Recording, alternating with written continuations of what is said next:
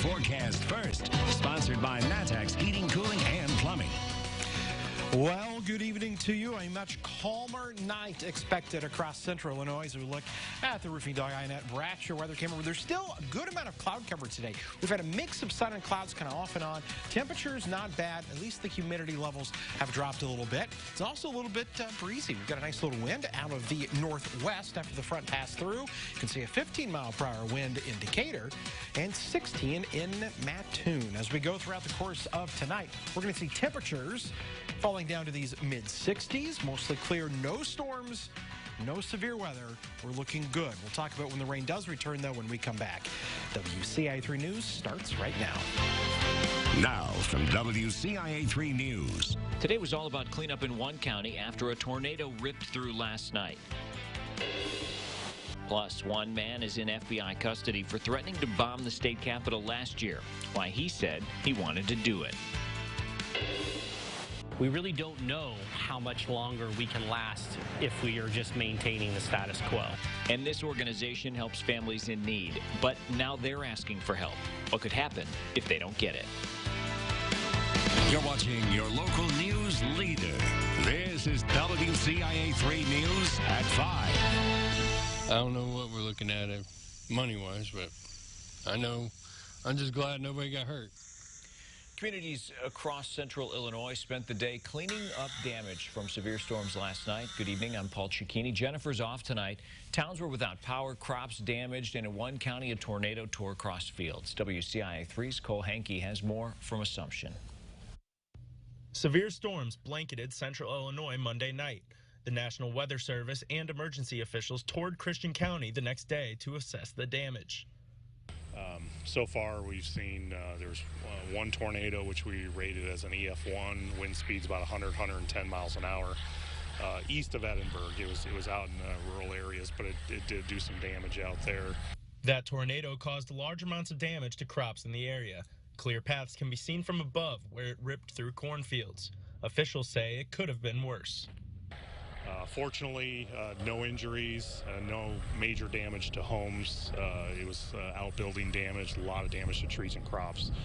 Now, there was a tornado spotted in Assumption, Illinois as well, but the only report of damage from the storm came from this house behind me here. The tornado ripped the branches off of the top of the tree, which then fell on the roof. But the tornado itself caused no structural damage to the home or any damage to the surrounding crops. We were blessed. I mean, when you have a near miss like that, it gives us a chance to exercise our disaster plans. It gives us a chance to find out what's broken and what's not broken. In Assumption, Cole Hankey, WCIA 3, your local news leader. The National Weather Service has yet to classify the tornado that went over Assumption. Its path missed the town by about a mile. The tornado touched down near Taylorville last night, but people who live there say they never heard sirens. The Emergency Management Agency says last week they had a system crash on the computer, so they had to buy a new one. American Signal will start working tomorrow to get it back online. The director says people in the area were given warning severe weather was on the way, and text messages and emails were sent. The sirens are for outdoor use only, so we're hoping that just reinforces the message that you should have something inside your home. We always highly recommend the use of severe weather radios to monitor Facebook and to use all kinds of mechanisms. They're hoping to have the system running by the end of the week. The damage from last night's storms was widespread, causing trouble in Coles County, too. It happened in Mattoon on South Lawn Drive near 14th Street. A family had to spend the night somewhere else because a huge tree branch went through the roof. The homeowner says he was sitting in his living room when he heard what he thought was thunder above him. But after looking outside, he realized it was worse. His wife and kids were on the opposite side of the house. They're all okay. He says he's been lucky to have gotten so much help from the community. Neighbors this morning, they've helped with preserving some food and stuff that we've had in the house. The fire department was out last night. They were a great help. They were here from pretty much start to end. Anything we needed, they were here to help. The police department stopped by and made sure I didn't need anything from them. It's just been a great effort. They're in the process of taking care of insurance and moving things out of the house, but for now they won't be able to stay there. Last night's storms were all over central Illinois. WCIA 3's chief meteorologist Kevin Leidy was tracking them here. And he was out in Christian County this morning. So, Kevin, what can you tell us?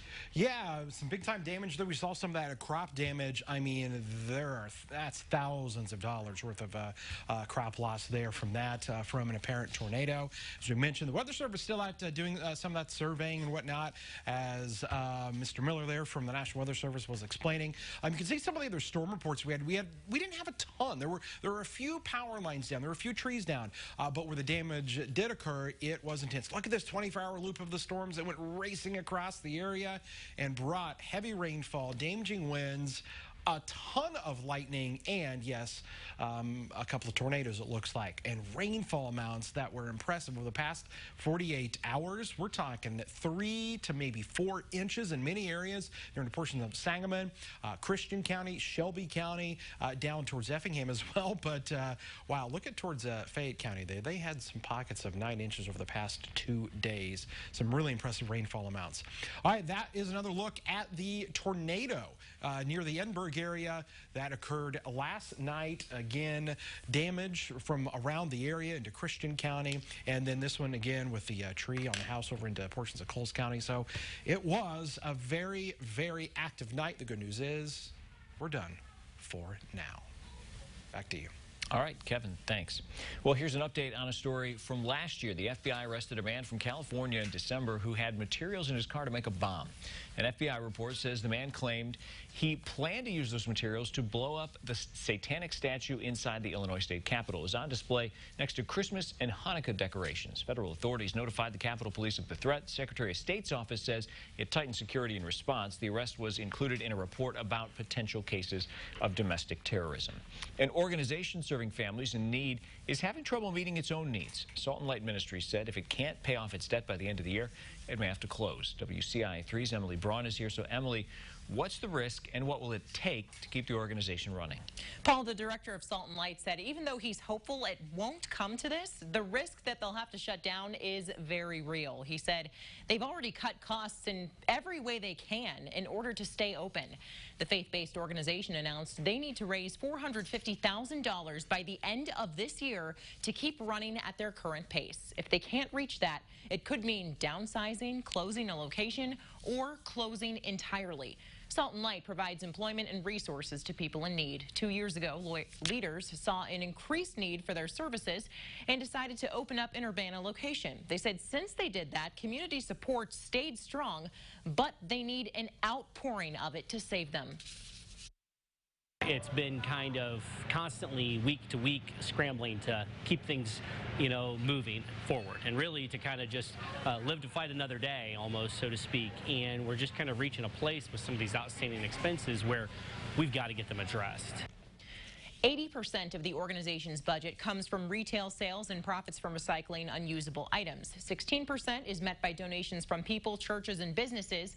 But they need to make up for the remaining 4% with increased sales and increased donations. So if you want to donate to Salt and Light's cause, I've included ways you can do that on our website, WCIA.com. Paul? From the breakdown there, obviously they don't get money from the state, but we heard about so many organizations struggling a few years ago during that budget impasse, and I think most people thought that so many organizations were doing so much better now. That they've recovered, but there's definitely still a need there. Yeah, certainly, and just a few months left, obviously, until the end of the year, so best of luck to them. Hopefully people step up. Emily, thanks. Well, Salt and Light has made a much larger impact since opening in Urbana. The number of households using its program increased from 200 to 350 and also entered into 20 new community partnerships. You're never too young to show off your talent, how some budding photographers were honored today. Plus, it's good news for people with one illness, what insurance companies will now have to cover.